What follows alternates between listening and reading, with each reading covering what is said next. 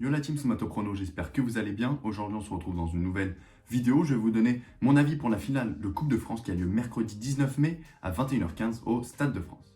Comme d'habitude, avant que cette vidéo commence, on n'oublie pas le petit like pour le référencement de ma chaîne. Et pour ceux qui ne sont pas abonnés, donc, je vous invite à le faire et activez la cloche pour ne rater aucune de mes prochaines vidéos. N'hésitez pas à me suivre sur Snap, Insta et Twitter. Je mets à peu près 1-2 pronostics par semaine. Je vous ai mis les liens dans la description. Je vous mets le lien juste en haut pour ceux qui n'ont pas encore vu ma dernière vidéo sur le pronostic de Liga 2. Match très attendu entre Guéron et Dijon pour espérer atteindre les playoffs et ainsi être promu en Liga. Je vous rappelle pour ceux qui me suivent déjà que ce ne sont que de simples avis par rapport à mes pronostics sur les championnats. Là, vous pouvez faire un réel investissement avec 80% de réussite sur l'année. D'ailleurs, en ce moment, nous sommes sur une série de 11 pronostics de validés sur 12 données.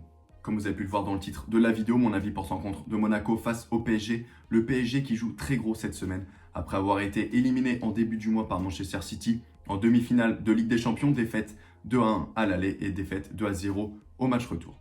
Le club de la capitale est en voie pour vivre une saison blanche car en Ligue 1, le club parisien compte un point de moins sur le leader lillois et n'a donc pas son destin entre les mains avant d'affronter Brest ce dimanche soir. Tenu en échec par Rennes, un but partout, ensuite ils ont eu aucun mal hier soir lors de la 37e journée de Ligue 1 à se défaire de Reims, victoire 4-0 après que l'équipe ait vite été réduite à 10. Parallèlement, les Parisiens vont jouer cette finale de Coupe de France qui leur tiendra sûrement à cœur de remporter pour éviter de terminer cette saison sans titre, ce qui serait une première depuis près de 10 ans. Déjà, ils ont eu très chaud la semaine dernière en devant passer par une séance de tir au but après un match nul. 2 buts partout et donc 6-5 au tir au but pour éliminer Montpellier en demi-finale. Lors des tours précédents, ils avaient su prendre les devants face à Caen, victoire 1-0, ensuite Brest, victoire 3-0, puis Lille, victoire 3-0 et pour finir Angers, victoire 5-0. C'est pour ça que je vois donc le PSG remporter cette coupe et c'est coté à 1,40 sur Betclic.